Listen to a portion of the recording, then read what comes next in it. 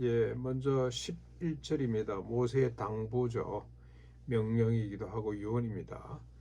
내가 명하는 여호와의 명령과 법도와 규례를 지켜 행하라. 그리고 여호와를 잊지 않도록 삼가라. 늘 기억하거라. 그러면서 이제 모세의 염려가 뒤에 나옵니다. 쭉 12절로 16절까지 이스라엘 백성들이 배부르고 아름다운 집을 짓고 거주하고 소와 양이 번성하며 은금이 정식되어 풍족하게 되면 마음이 교만해져서 여호와를 잃어버리게 될 것이라는 것을 염려하게 됩니다. 너희들이 아마 그렇게 될 것이다. 그때 이렇게 하거라. 방책이죠. 하나의 대책을 제시하는데 여호와를 기억해라. 어떤 여호와입니까? 종되었던 애굽 땅에서 이끌어내시고 불뱀과 정갈이 득실거리고 물이 없는 광야를 지내게 하셨으며 반석에서 물을 내시고 조상들이 알지 못하던 만나를 먹이셨던 여호와를 기억하거라. 지금 가나안 땅을 눈앞에 두고 있는 이 백성들은 여호와를 이런 경험들을 다 한 사람들이죠. 40년 동안에 이런 경험을 한 사람들인데 이 경험, 이 여호와를 잊지 않도록 하거라. 여호와께서 이렇게 광야 40년을 이렇게 하신 이유가 뭐냐? 그 의미가 무엇이냐? 이스라엘을 낮추고 시험하고 마침내 복을 주시기 위함이 아니더냐. 그래서 겸손하게 하나님을 바라보고 순종하도록 하기 위해서 이 물질, 떡으로 사는 것이 아니고 하나님 입에서 나온 말씀으로 사는 그런 삶을 하나님께서 정언하시기 위해서 우리를 훈련시키기 위해서 40년의 세월을 이렇게 우리가 지내왔지 않느냐. 그걸 기억하면서 여호와를 잊지 않도록 하거라. 너희들이 가나안 땅에 들어가서 이제 먹고 살만하면 하나님 잊어버리고 그런 짓 하지 말거라. 그러나 17절입니다. 모세는 알았습니다. 뭘 알았냐? 이 이스라엘이, 이 백성들이 마음속으로 자신의 능력과 자신의 손의 힘으로 이 모든 것들을 얻었다, 이 재물을 얻었다고 그렇게 여길 것이라, 그렇게 생각하고 행동할 것이라는 것을 알았습니다. 인간이라는 것은 어쩔 수 없는 것 같습니다. 종국에 자신을 하나님만큼 높여야만이 만족하는 존재. 하나님 자리에 자신이 차지해야. 그 마슬로우라는 사람이 정말로 잘 정리한 것 같습니다. 인간의 욕구 5단계. 맨 먼저는 생계에 대한 두려움이자 욕망, 두 번째는 안전에 대한 두려움이자 욕망, 세 번째는 인정받고 싶은 욕구, 네 번째는 자아실현하고 싶은 욕구, 마지막으로는 그 사람 표현은 그렇게 안 했습니다만 하나님만큼 높아지고 싶은 욕구. 그래서 여러분 절대지존이라고 하는 사람들, 어느 국가 어느 역사를 보더라도 제일 정수 꼭대기 우두머리에 있었던 사람들은 전부 다 신이 되죠. 신격화합니다. 북한의 김일성, 김정일, 김정은 이 아들 손자까지 애들은 전부 다 가문이 신으로 등극을 하는데 이게 인간의 본래 모습인 것 같습니다.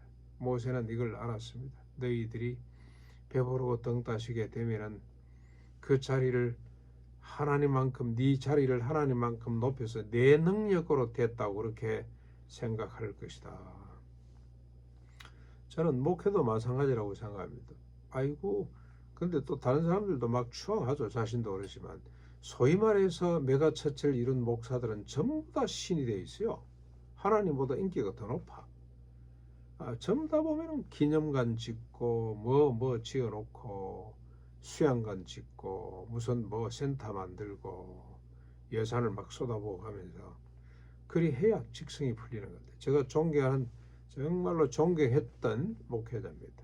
제 신학의 골격을 형성했던 귀한 목사님인데 그분이 결국 은퇴하면서 다른 교회처럼 규모가 그렇게 되지는 않는데 소위 말해서 뭐 우리 대한민국의 80년대 90년대를 그냥 손꼽았던 그 목회자들처럼 자기도 마치고 난 뒤에 자기 연구할 수 있는 뭔가를 내놓으라고 이렇게 시비가 붙었다가 이 교회를 혼란스럽게 만드는 모습을 봤는데, 결국 인간은 뭔가 성공했다, 뭔가 좀 안정됐다고 생각하면 이렇게 가는 것 같습니다. 내 힘으로, 내 능력으로, 내 손으로 이 재물을 얻었다고 말할 것이다. 제가 그걸 알고 경고하는 거죠. 18절. 자, 너희들이 그런 생각이 들 때 어떻게 해야 되냐? 여기에 대한 대안입니다. 권면입니다. 여호와를 기억하라. 어떤 여호와죠? 재물을 얻을 능력을 주신 여호와를 기억하거라. 이게 선행 은총. 우리가 무슨 선한 일을 했다, 우리가 무슨 능력이 있다고 할 때 교만에 빠질 것이 아니고 하나님 자리를 대신 꿰찰 것이 아니라 그 능력 자체를 하나님이, 그 지혜 자체를 하나님이 주셨다고 생각을 하는 것이 옳습니다. 이게 모세의 권면입니다.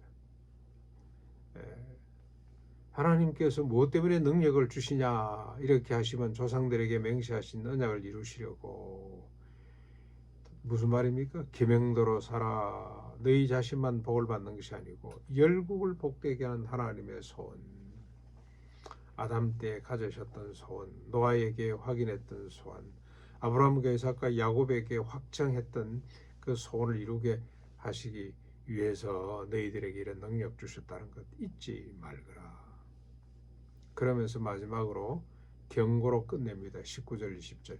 여호와를 잊어버리고 다른 신들을 따라 섬기면 멸망된 민족들 같이 반드시 너희들도 진멸당하게 될 것이다. 하나님 잊지 않도록 하라. 하나님 말씀대로 살거라. 차라리 그래서 주님도 일용할 양식만을 구하도록 하신 것 같습니다. 나 혼자가 아니고 우리에게 오늘도 일용할 양식을 주시고, 일용할 양식을 넘어서는 사람이 교만해지는 것 같습니다.